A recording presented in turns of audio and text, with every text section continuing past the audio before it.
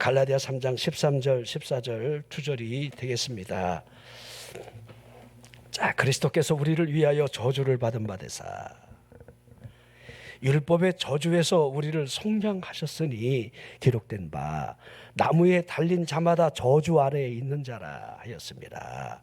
이는 그리스도 예수 안에서 아브라함의 복이 이방인에게 미치게 하고 또 우리로 하여금 믿음으로 말미암아 성령의 약속을 받게 하려 함이라.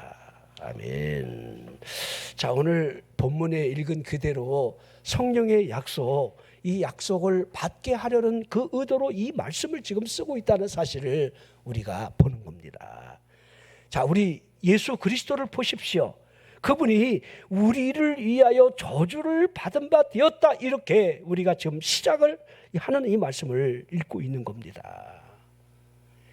우리 죄 때문에 대신 저주를 당하신 그분이라는 사실이라는 거지요. 율법의 저주로부터 우리를 속량하시기 위한 그 방법이 저주의 나무 십자가지요. 그 십자가에 매 달리셨다는 거예요.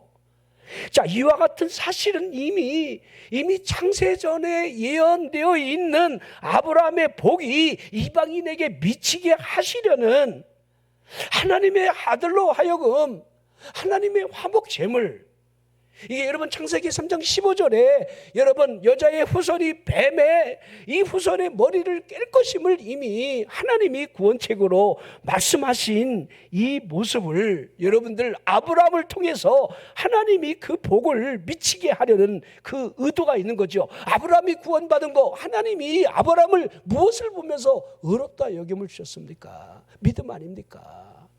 히브리 11장의 믿음장에 여러분 아브라함이 믿음으로 떠났다. 믿음으로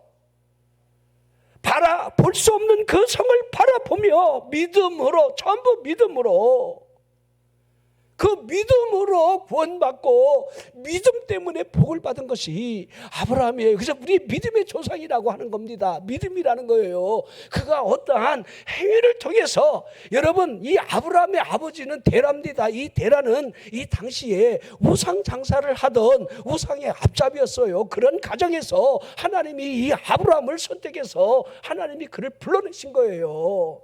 내가 네게 지시할 땅으로 가라. 내가 그곳에서 너에게 복을 주겠다. 너는 복이 될지라. 이렇게 약속을 하신 그 약속을 믿었기 때문에 그가 여러분들 그 말씀을 따라간 것 아닙니까? 이 아브라함의 복이라는 거예요. 자, 이 복이 어디에 있습니까? 다시 한번 아브라함이 받은 이 복을 볼까요? 이 복을 이루기 위해서 여러분들 그 뿌리가 계속해서 그 천대를 내려가 다윗에게로 예수 그리스도에게로 주어지는 이 예수 그리스도를 통한 믿음으로 주어지는 그 구원을 이룬 그 역사가 나타나기 위해서. 자, 그러게 이 일을 이루시는 이는 성령이 하셔야 한다는 것을 설명을 하고 있는 거예요. 여러분이 하나님의 자녀가 되었다는 거 어떻게 여러분 믿을 수가 있겠습니까? 난 믿어. 이렇게 여러분들 정의를 스스로 내리는 것이 믿음이라고 여러분 생각을 하느냐 이 말이에요. 아니라는 겁니다. 성령의 약속이 우리에게 주어질 때에 더 구체적으로 말하면 성령이 우리에게 임하시는 그 놀라운 그 타치를 통해서 우리에게 성령이 오셨다는 사실 앞에 이 일이 가능하다는 사실을 우리에게 보여주고 있습니다. 자, 아브라함의 믿음의 이 복은요, 예수 그리스도를 믿는 이 복과 결코 다르지 않습니다. 그러기에 우리가 유일한 소망 되신 예수 그리스도 안에 있는가가 굉장히 중요하다는 거예요. 우리를 저주를 대신 받으신 그분 안에 내가 있는가? 왜 우리 예수님이 너희가 내 안에 거하고 내 말이 너희 안에 거하면 계속 포도나무 가지 비유를 하시면서 농부 되신 하나님이 어떻게 하시는가라고 하는 이 방법에 의해서 우리의 삶에 열매가 있고 구원이 있다는 사실, 그 안에 있을 때 주어지는 그 기도의 능력이 응답으로 어떻게 무엇이든지 원하는 대로 이루어진다는 그 사실적 의미를 우리에게 계속 요한복음 15장에 말씀을 하고 있습니다. 한번 여러분 우리 생각해 보십시오. 복음으로 우리가 하나님 앞에 섰을 때에 우리는요 외국인이에요. 외인이라는 거예요. 자, 우리가 하나님 앞에 약속을 받은 그런 족속이 아니잖아요. 우리가 무슨 할례를 여러 번 받은 족속입니까? 무슨 하나님의 약속이 주어진 백성이더냐 이 말입니다. 아니었다는 거예요. 그러기에 우리가 예수 그리스도를 통해서 예수 그리스도 안에서 우리가 믿음을 통해 구원을 받는다는 이 사실적 의미 빼놓고는요 우리의 믿음의 여러분 근거는 존재하지 않는 거예요. 자, 우리가 예수 그리스도 안에 있는가 아니면 예수 그리스도 밖에 있는가? 여러분이 교회 안에 있다는 게 중요한 게 아니에요. 여러분이 입으로 주여 주여 하면서 나는 그리스도인이야, 나는 교회 다니는 사람이야, 이거 아무런 의미가 없는 거예요. 여러분이 말씀을 통해서 이 말씀이 주는 대로 내가 그리스도 안에 있는가, 내가 그리스도 안에 존재된 심령인가, 아니면 그리스도 밖에 있는가, 이 차이만 있다는 거예요. 이것으로 말미암아 하나님의 진노로부터 구원을 받는지 아니면 이 진노 아래 있는 사람인지 결정이 된다는 겁니다. 죄송하지만 저나 여러분은요 이 둘 중 하나에 속해 있다는 거예요. 물어보십시오. 여러분이 어느 쪽에 있는 건지 지금 물어보라는 거예요.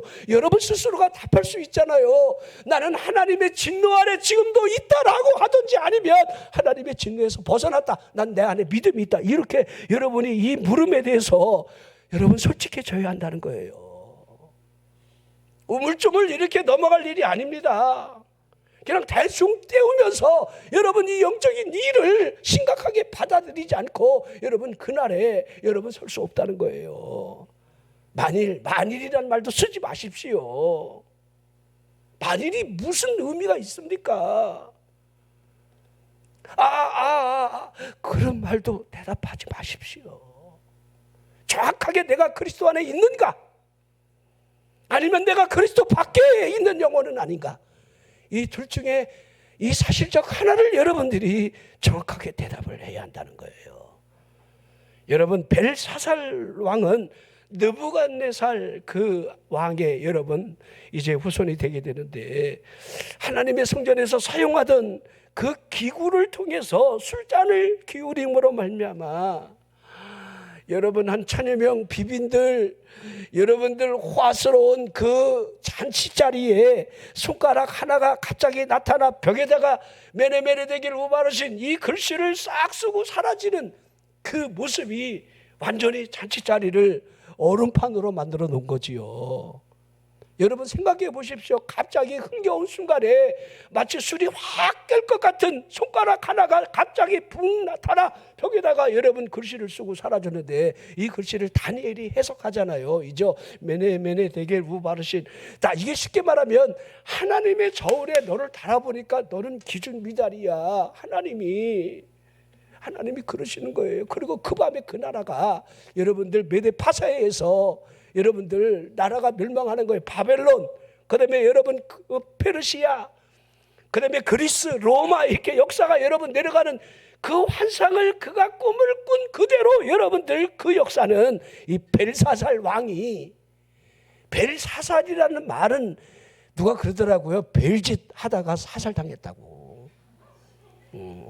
그래서 벨사살 왕이라고 그러더라고요. 자, 보십시오. 우리가 그리스도 없는 상태로 이 세상에서 별짓 하다가 하나님의 그 심판 기준에 너를 달아보니까 넌 미달이야, 이렇게 하는 일이 우리에게 올 수 있다는 것을 보여주는 겁니다. 여러분의 영혼을 보십시오. 여러분의 영혼은 정말 안전한 상태에 있느냐 물으라는 거예요. 제가 오늘 본문의 시작이 되는 그리스도께서 우리를 위하여 저주를 받은 바 되사, 이 말씀을 좀 하기 위해서 좀 서론을 좀 길게 했습니다. 그리스도께서 우리 죄를 대신 짊어지셨다는 이 사실 때문에 우리가 구원받았다는 사실을 보라는 거예요. 이사야 53장 6절 말씀 그대로 우리는 다 양 같아서 그릇행했다, 이미 예언되어 있는 겁니다. 각기 제 길로 갔지만 여호와께서 우리 모두의 죄악을 그에게 담당시키시려고 그분이 성육신 하심을 우리에게 보여주고 있는 겁니다. 마가음 10장에 보면요, 세베대의 아들 되는 야고보 요한이 주님께 나와서 선생님, 우리가 무엇을 구하든지 그것을 주셨으면 좋겠습니다. 이렇게 구하니까 우리 예수님께서 너희가 무엇을 나에게 구하고 있느냐 그렇게 하시니까 주의 영광이 나타날 때 하나는 좌편에 앉고 하나는 우편에 앉게 해주십시오. 이렇게 너희가 구하는 것을 알지 못하고 있구나 하시는 우리 예수님의 그 지적 그대로 내가 마시는 잔을 너희가 마실 수 있으며 내가 받는 세례를 너희가 받을 수 있느냐 이렇게 말씀을 하신 겁니다.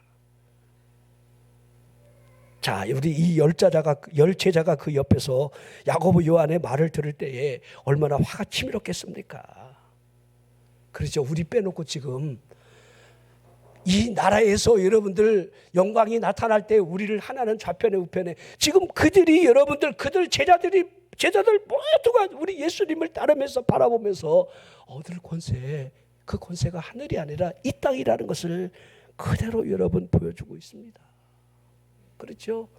이 땅에서 좌정승 우정승 하기를 지금 그들이 물밑에서 치열하게 지금 여러분들 그 싸움을 지금 하고 있는 겁니다. 우리 예수님이 그때 하신 말씀이 뭔지 아십니까? 마가복음 10장 44절에 너희 중에 누구든지 으뜸이 되고자 하는 자는 모든 사람의 종이 되어야 할 것을 말씀하셨습니다. 자, 여기에다 여러분들 이 포인트를 잘 맞춰보세요.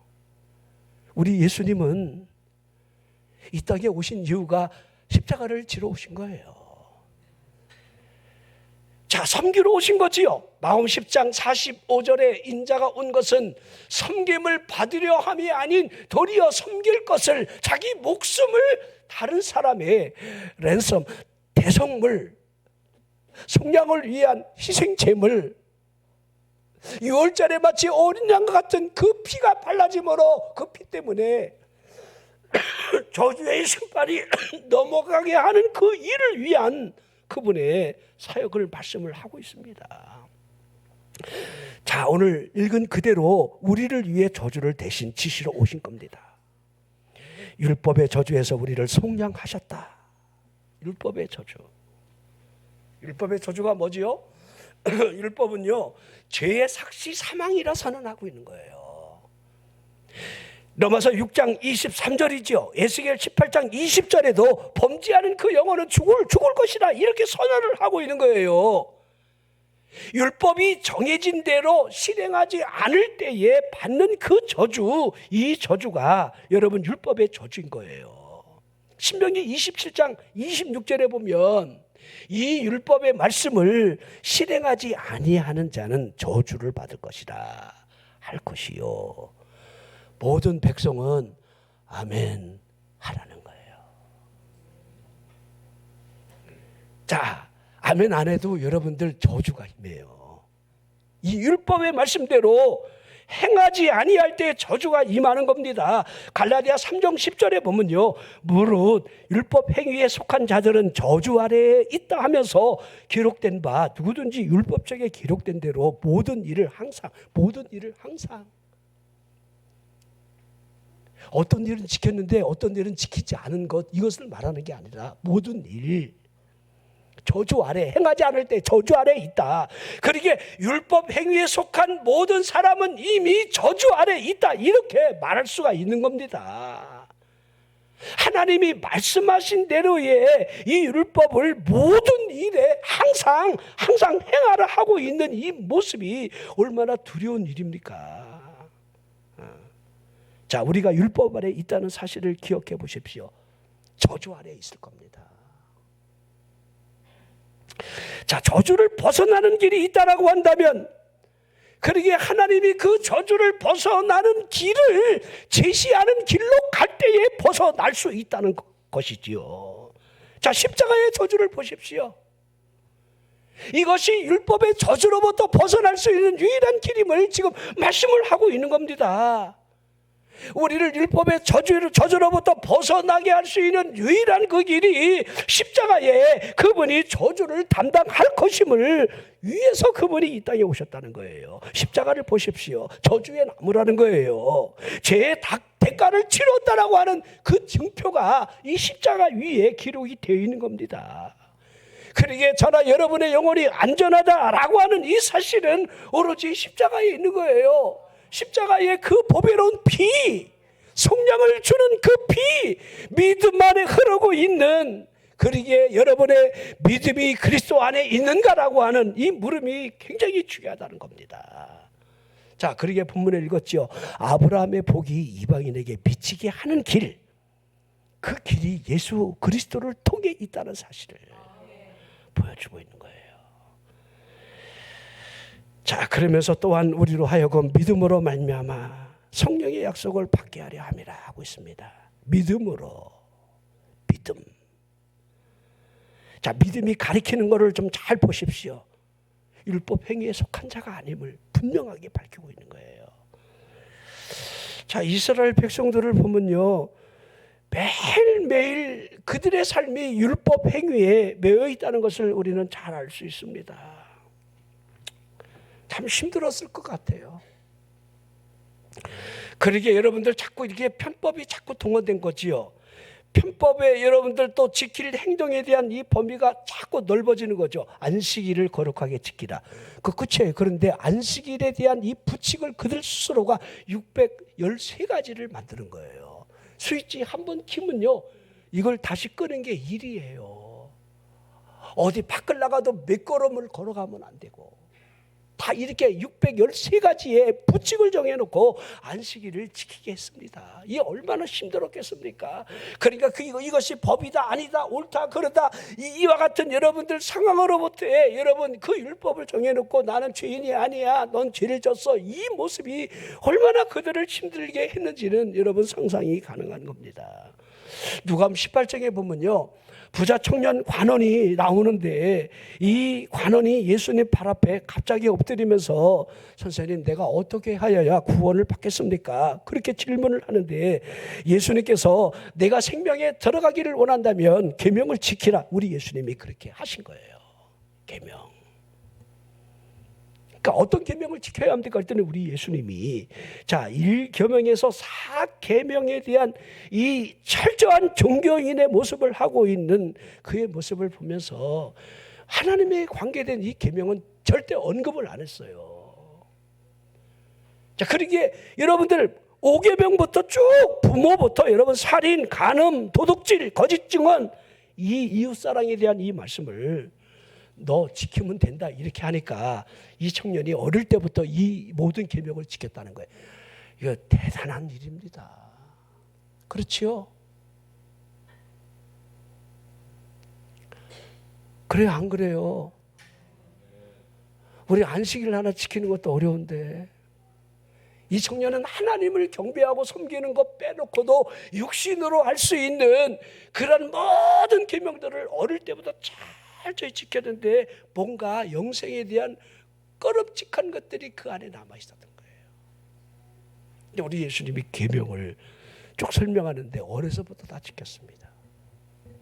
자, 그런데 가만히 있었으면 참 좋은데, 자, 이 모든 것을 내가 지켜 싸운데 아직도 무엇이 부족합니까? 이렇게 부른 거예요. 자, 그게 여러분 어떤 의미가 있겠습니까?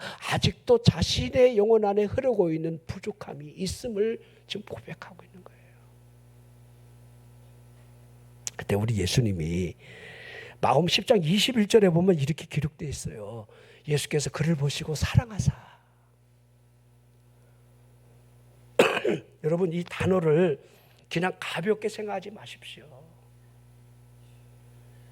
우리 예수님마저도 이 부자 청년 관원을 바라보면서 정말 깨끗한 청년이구나, 정말 순수한 영혼이구나, 정말 하나님의 말씀대로 살려고 몸부림치는 정말 이 시대에 볼 수 없는 그런 착한 청년이구나, 이렇게 여러분 그를 보시며 사랑했다 이렇게 표현을 하고 있습니다. 우리 예수님이 사람의 마음을 읽고 계시는 전능하신 하나님이신데 내 남편을 데려오라. 지금 있는 남편도 내 남편이 아니다. 남편 5 있었지만 지금 있는 남편도 다 아시잖아요. 너는 참 이스라엘 사람이 맞도다. 무화과 나무 아래 묵상하고 있는 것을 나는 이미 보았다. 그분은 다 보고 있는 거예요. 알고 계시는 거예요. 이 청년이 어릴 때부터 나 계명 다 지켰습니다. 이 말이 너 거짓말하고 있구나. 그렇게 여러분들 볼 수 있는 분인데 이 청년을 보시며 사랑했다 하고 있는 거예요. 자, 그러면서 한 가지 부족한 것이 있다 하시지요.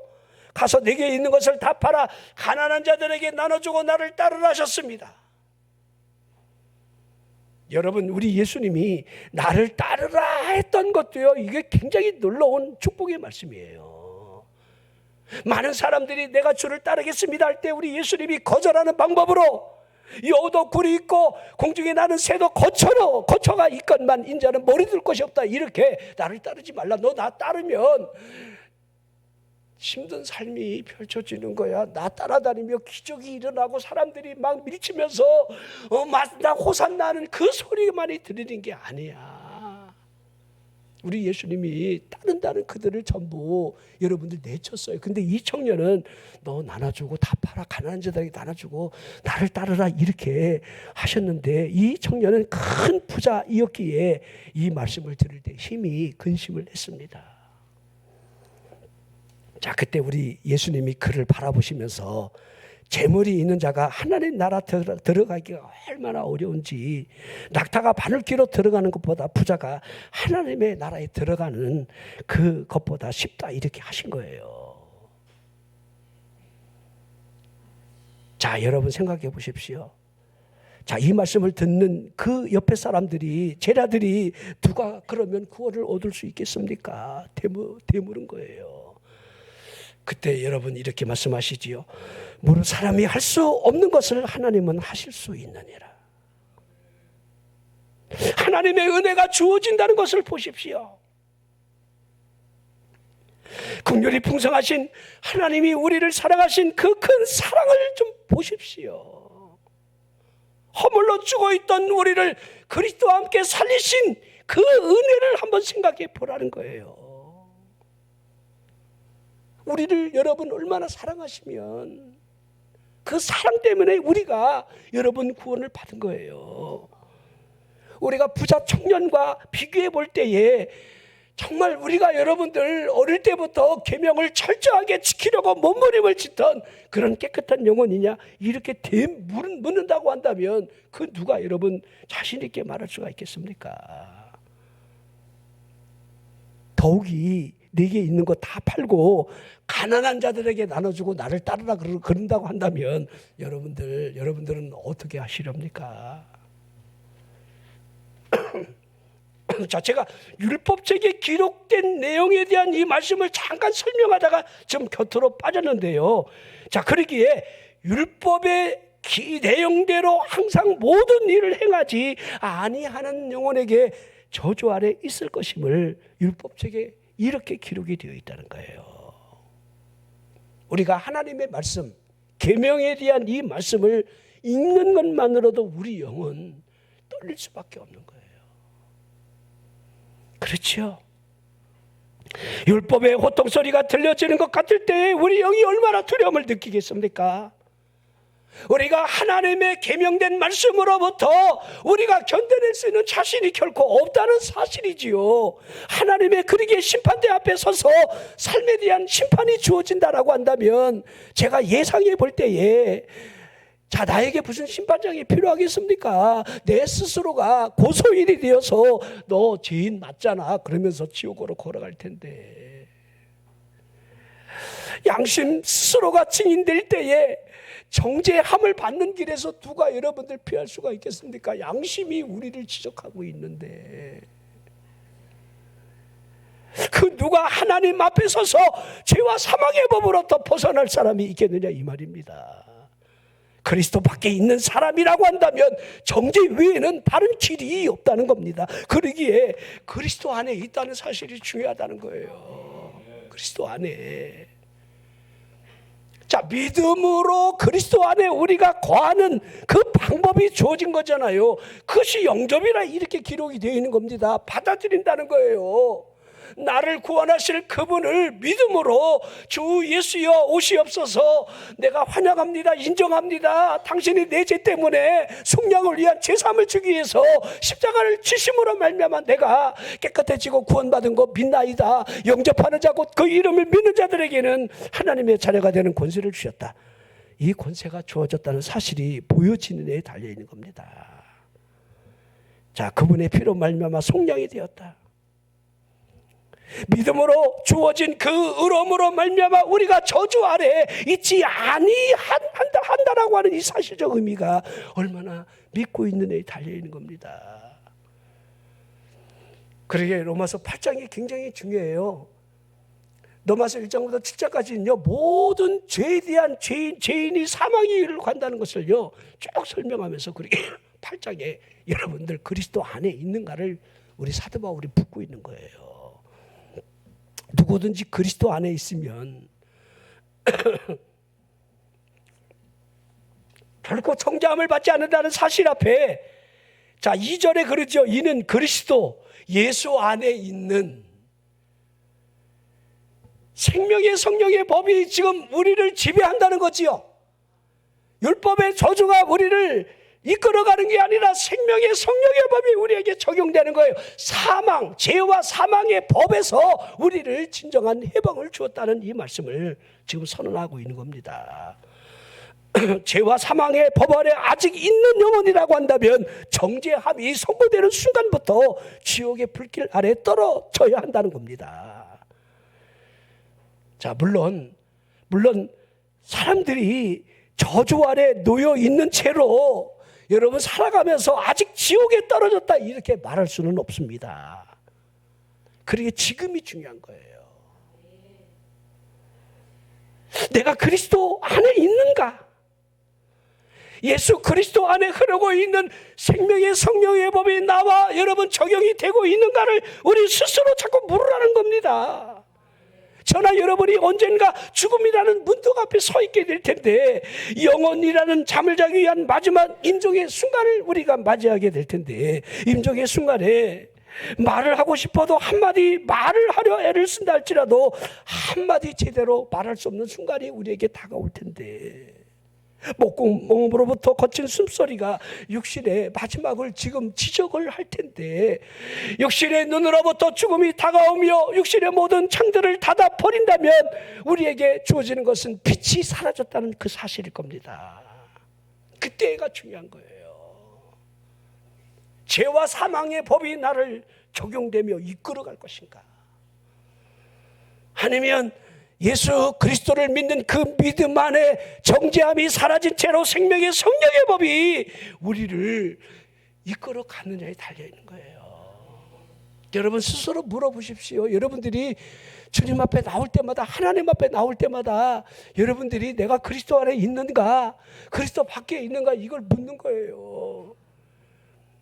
자, 이걸 어정쩡한 상태로 여러분들이 회색지대에 있는 채로 여러분들이 신앙생활을 하고 있다 착각하면 안 된다는 겁니다. 그리스도 밖에 있다라고 한다면 영원이라는 지옥에 반드시 떨어지는 겁니다. 여러분에게 제가 두려움이나 공포심을 조장을 하며 예수를 믿으라고 여러분들에게 이렇게 권면하는 게 결코 아닙니다. 저는 성경을 읽으면서 지옥에 떨어진 그 영혼에 대한 그 모습조차 상상하기 싫을 때가 굉장히 많아요.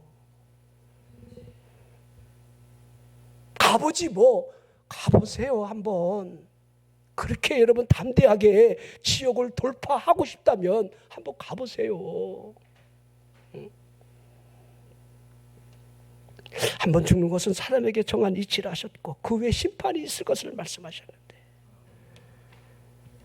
그 죽음이 다가오는 순간 심판의 보좌가 펼쳐지면서 하나님의 진노하심에 호통 소리로 말미암아 그 영혼의 고통의 몸부림을 어떻게 제가 표현할 길이 있겠느냐 이 말입니다.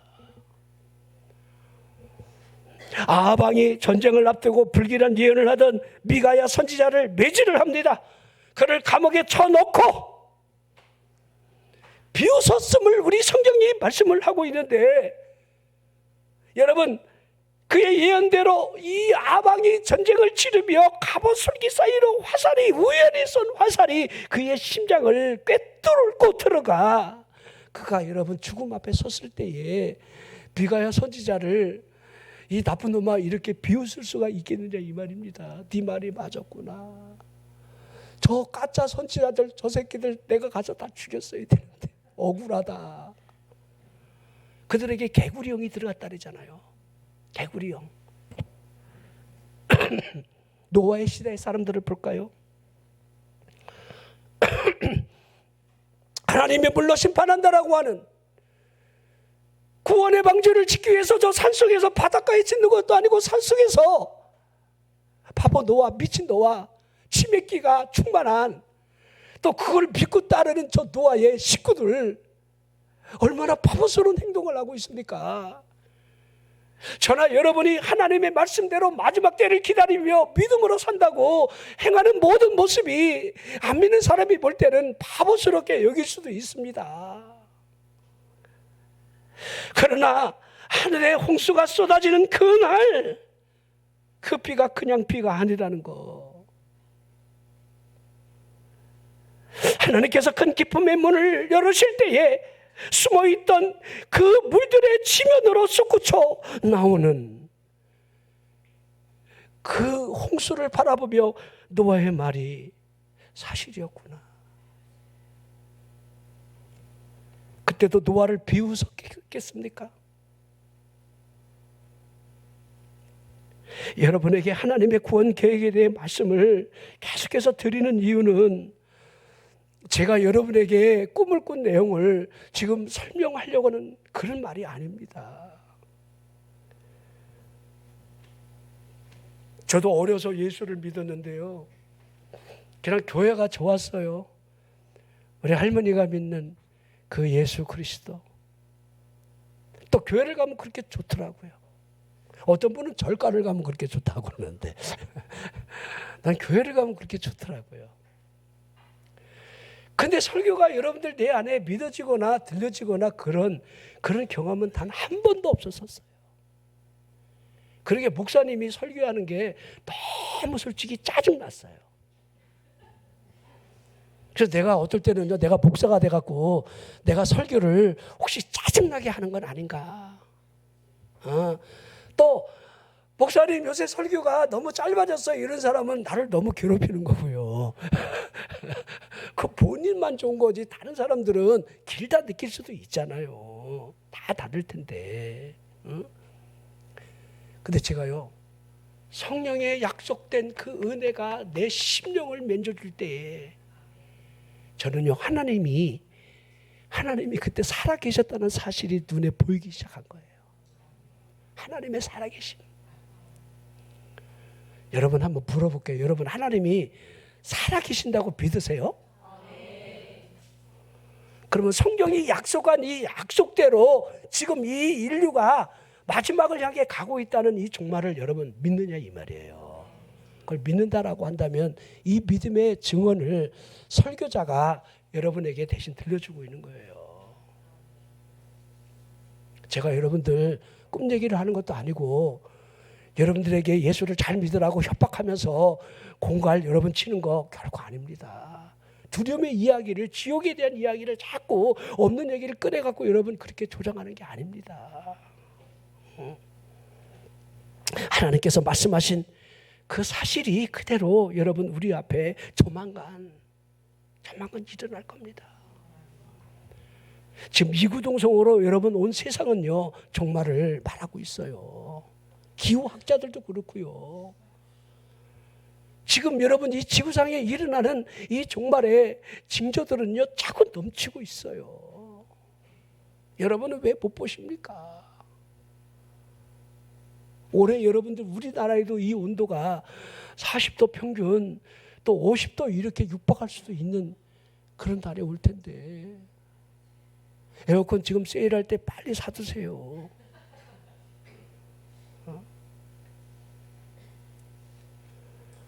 자, 보십시오.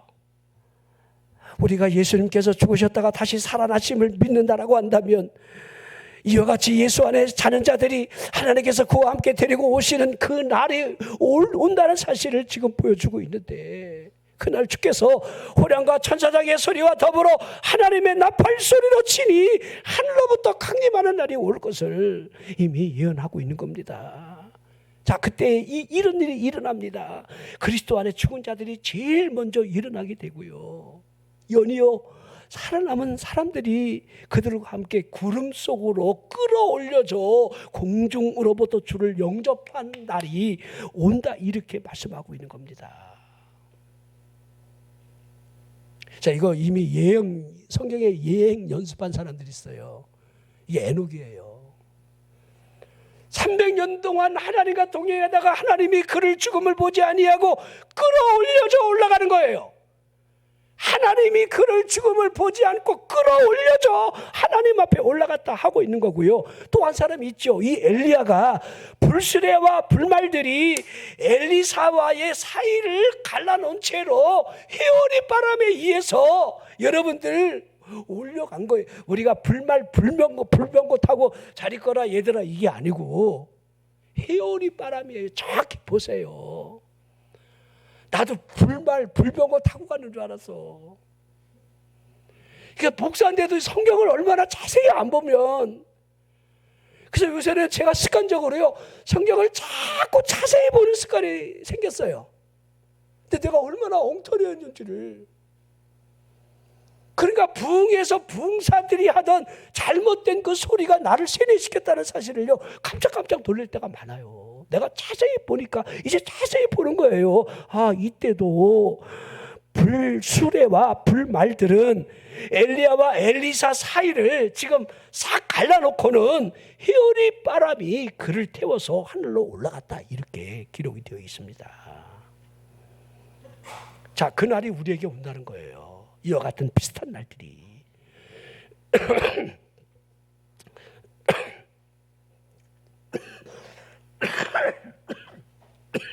들려져 올라간 그날. 자, 우리 교단마다, 교파마다, 또 목사님마다 개인적 신앙에 의해서 여러분 다니엘서나 또 여러분들 계시록에 대한 이 설교가 다 다르기 때문에 여러분들이 그 설교를 듣고는 여러분 의식 속에 맞아, 이런 방법이 올 거야, 이렇게 각자가 방향성이 좀 다르긴 해요. 그런데 여러분, 분명한 사실은 그 끝날이 있는 게 사실이지요. 천년왕국이 이루어지고 새 예루살렘이 이루어지는, 그분이 영원히 다스리는 그날, 그 전에 휴가가 있을 것을, 7년대의 환란이 있을 것을, 3년 반 동안 무슨 일이 있고 후 3년 반 동안 여러분 어떤 일이, 무지무지한 일들이 그 마지막 심판으로 다가온다는 거, 이건 우리에게 보여주고 있는 사실적 의미입니다. 근데 여러분들 계시록에 보면, 계시록 4장 이후에 여러분들 이 지상교회가 등장하지 않아요. 저는 그걸 보면서 이미 우리 그때에 여러분 지상의 교회들이, 믿음의 사람들이 끌어올려줘 휴거가 일어나지 않았을까. 남들은 환란 전 휴거설도 있고 환란 중간설도 있고 환란 통과설도 있어요. 근데 환란 통과하고 싶으면 통과해 보라고 말하고 싶어요. 존재할 영혼이 없어요. 순교 외에는 갈 수 있는 길이 없기 때문에 성경이 그렇게 여러분 기록이 되어 있는 거예요. 그러니까 나는, 제가 개인적으로 믿어요. 환란이 시작되기 직전에 여러분들 나팔소리 하다 우리가 휴거해서 올라간다. 아멘 하는 사람들은 통과하고 싶어요? 나는 여러분 올라간다고 믿어요. 나 올라가고 난 다음에 목사님 어디 가셨냐, 이런 사람들은 큰일 난 겁니다. 우리 부인하고 우리 애들은 다 올라갔는데 나만 여기 남았다. 이거 큰일 난 겁니다. 이거 목숨 걸고 순교 외에는 여러분들 천국에 갈 길이 없어요. 올라갈 때 다 같이 올라갑시다. 쉬고 다 같이 올라가는 거예요. 다 같이. 여러분, 지구가 둥글잖아요. 우리 지금 낮이지만 저쪽 반대편은 밤이잖아요. 휴거가 일어나는 우리 예수님이 직접적으로 말씀하는 날이 새벽에도 낮에도 저녁에도 여러분 동시에 일어나는 이 지구의 현상을 여러분 밭에서 일하다가 잠을 자다가 여러분 이런 모습들로 표현을 하고 있는 거예요. 잠을 자다가. 이게 휴거의 그림을 누가 예상하는 거를 이렇게 자세히 보잖아요. 그러면 학교에서 공부하다가 휴거하고요. 열심히 목사님처럼 수양관에서 농사 짓고 일하다가도 여러분들 하나님 부르면 그거 쟁기 놓고 올라갈 수 있는 거예요. 농약 뿌리다가. 여러분이 직장에서 일하다가 밤에 혹시 잠을 자다가 휴거가 이르는 날에 우리가 들려져 올라간다니까요.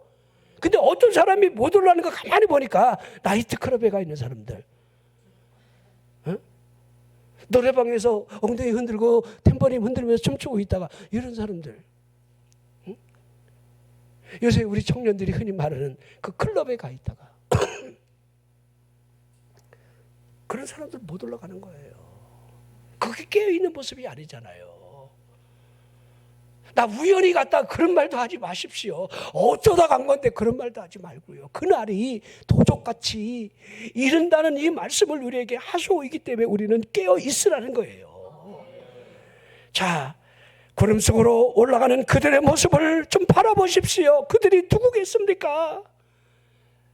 천둥 같은 소리가 들려지는데 하늘의 기둥이 흔들리고 궁창마저 두려워 비틀거리는 이 상황으로부터 하늘의 두려운 나팔 소리가 들려진다는 겁니다.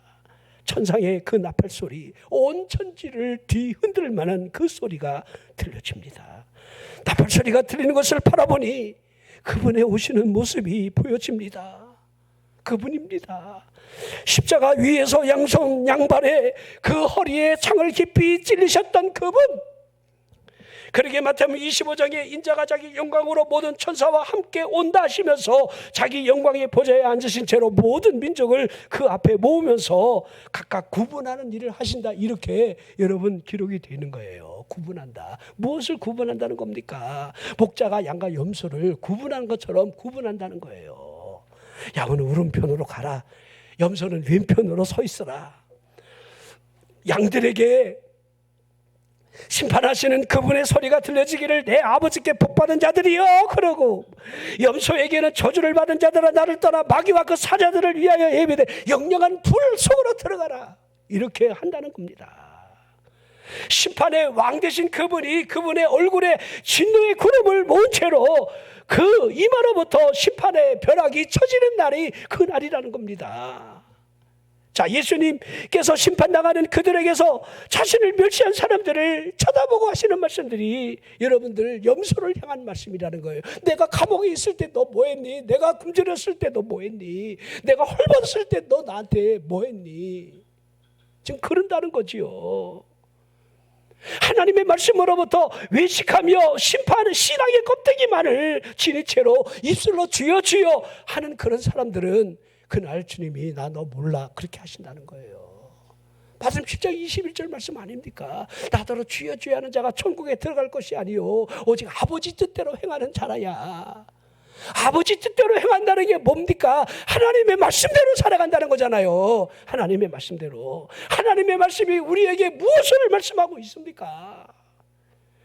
그들에게 있게 될 꺼지지 않는 영원한 불에 대하여 제가 여러분 설명이 여러분 필요하겠느냐 이 말입니다. 끝을 알 수 없는 깊은 곳, 그걸 무적행이라고 그러는데 그것을 지옥 수월이라고 하는 겁니다.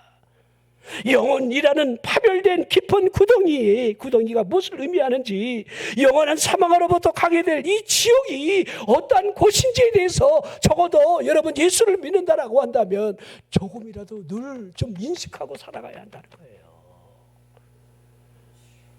제가 여러분에게 말씀을 드립니다. 제가 목사로서 가끔 구원받을 뻔한 영혼이 있다. 그걸 바라보면 너무 가슴이 아프다. 난 우리 성도들 가운데 구원받을 뻔한 영혼이 없기를 바란다. 그렇게 여러분 강조할 때가 있습니다.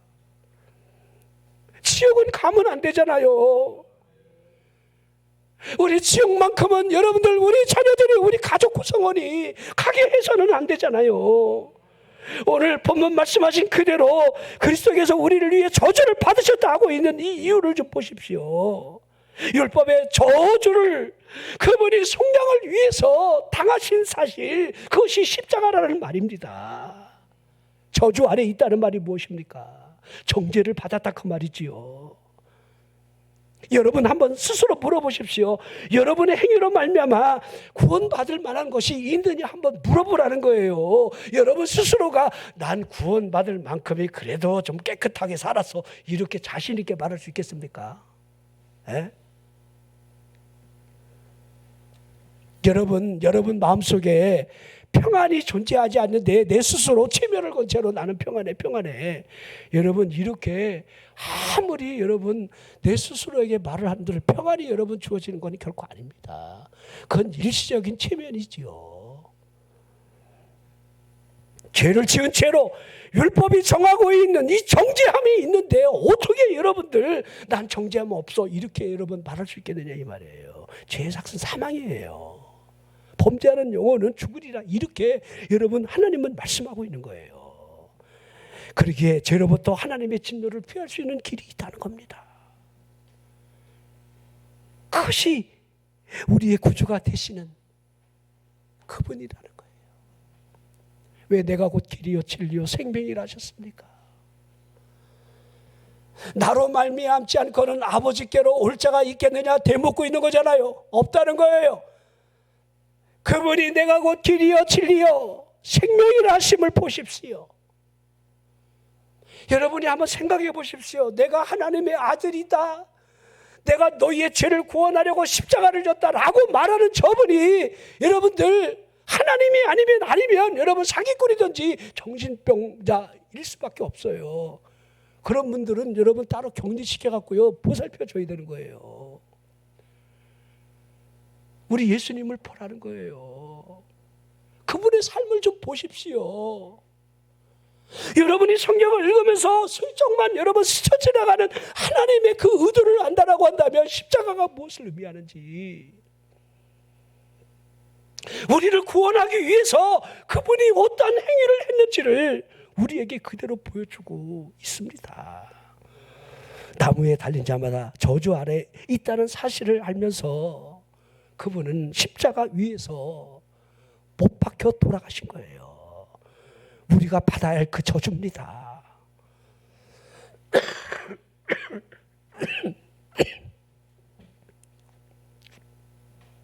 속죄의 피를 뿌려주시며 우리에게 구원을 보여주신 거지요. 이스라엘 백성들이 출애굽한 이후에 하나님 앞에 원망하는 그 원망은요, 참 우리의 모습을 참 보여주고 있다 할 수 있는데, 뭐 길로 원망하니까 불뱀이 나와서 물리고 이제 막 뱀에 의해서 막 죽어나가니까 막 회개하잖아요. 그러니까 하나님이 그 회개의 용서의 방법으로 가짜 뱀을 달아서 쳐다보면 낫는다, 하나님이 이 치료책을 그렇게 하시잖아요. 이죠. 우리 지금 여러분들 지금 7.4라는 뱀이 있는데요, 그 한국의 독뱀이에요. 맹독을 가진 뱀인데 7.4 들어보셨죠? 살모사는 들어봤는가요? 살모사보다 강력한 7.4 7발자국 걸음을 걷다가 죽는 그 독뱀이에요. 7.4. 우리 수양관에 동네 이장하시던 그분, 그럼 벌에 우리 큰 벌 있잖아요, 이죠? 벌에 쏘여 있는데, 그래갖고 막 밑으로 집으로 이렇게 산에서 자기 집이고 밑에, 근데 거기 오니까 숨이 멎었어요. 그렇게 건강했는데. 그럼 몰라요, 아무도. 의사한테 빨리 처방을 받고 뭔가 여러분들 해독할 수 있는 그 길이 없다라고 한다면 살아날 길이 없는데, 하나님은 가짜 뱀을 만들어갖고 그걸 쳐다보래요. 뱀에 물렸느냐 쳐다봐라. 그러면 날 것이다. 여러분 같으면 쳐다보겠어요? 된장 바르지 않았을까요?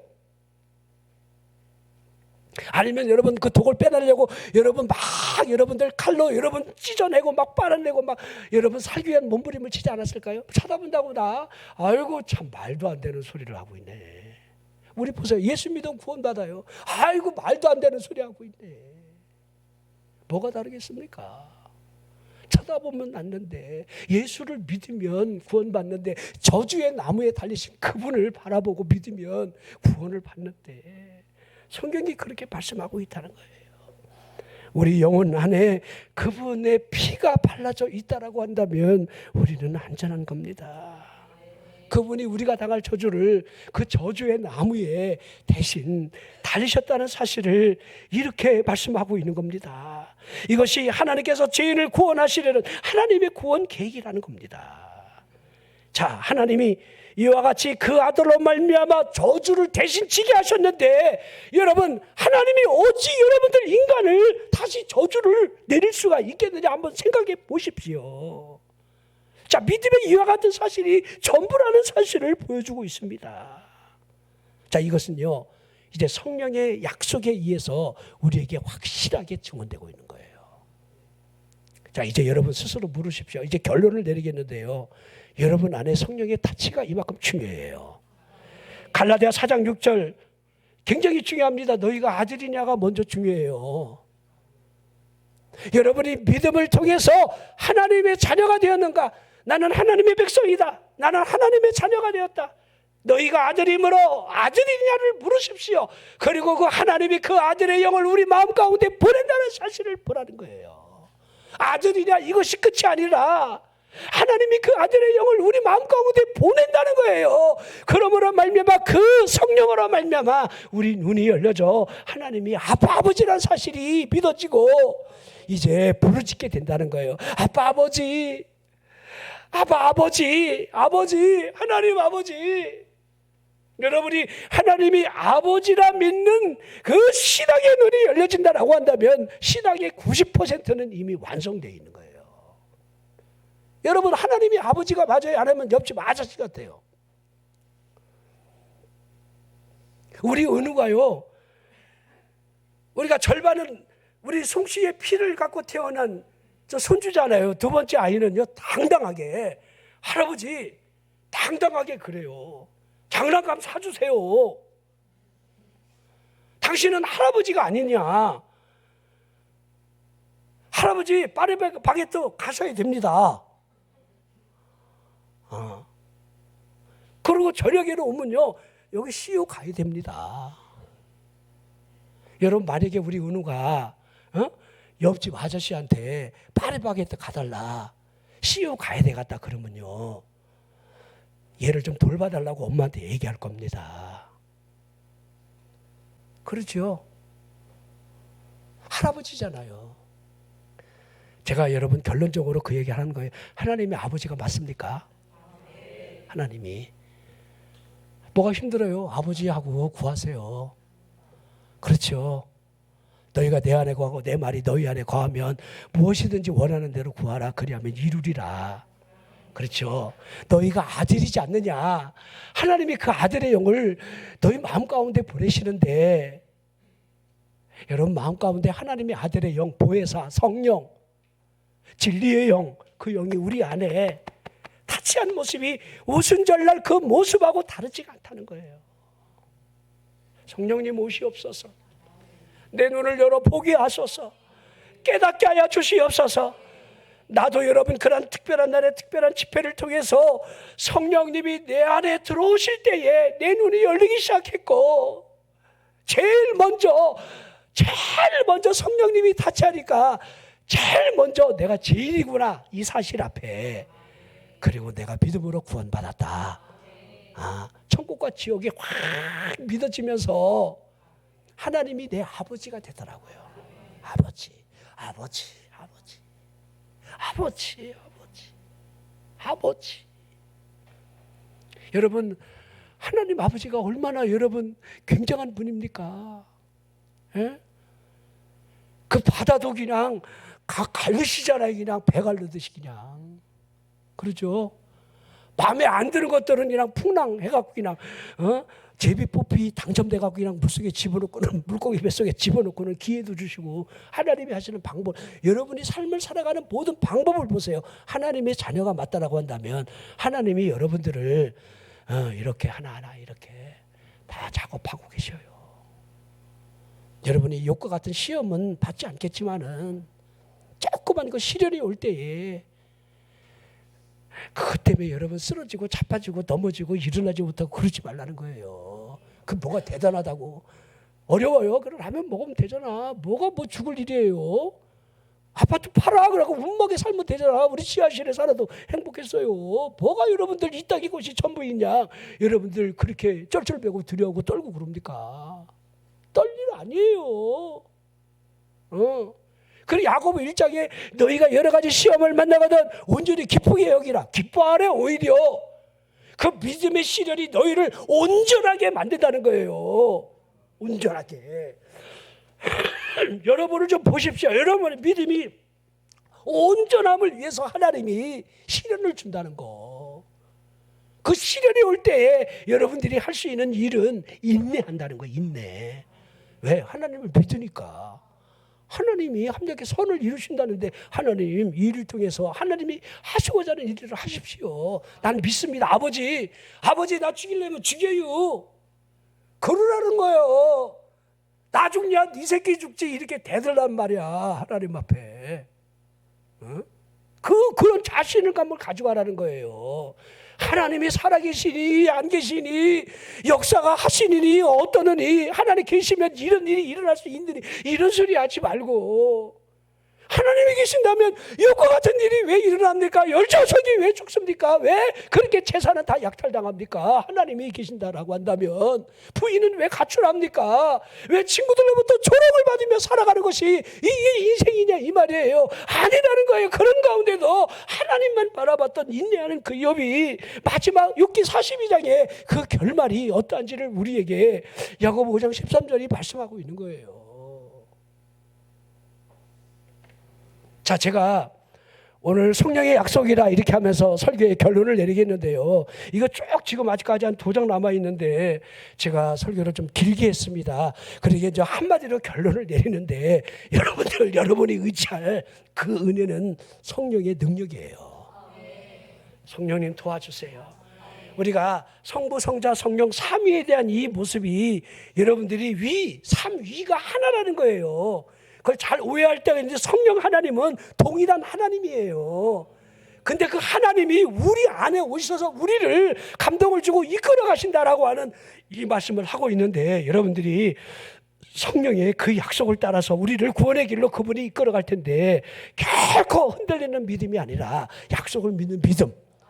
믿음으로 말미암아 주어진 그 구원의 은혜에서 한 발자국도 후퇴하지 않는 믿음. 성령의 이끌림을 받는 성령의 약속이 여러분 구원으로 이어지는 그런 은혜가 있기를 주의 이름으로 축원합니다.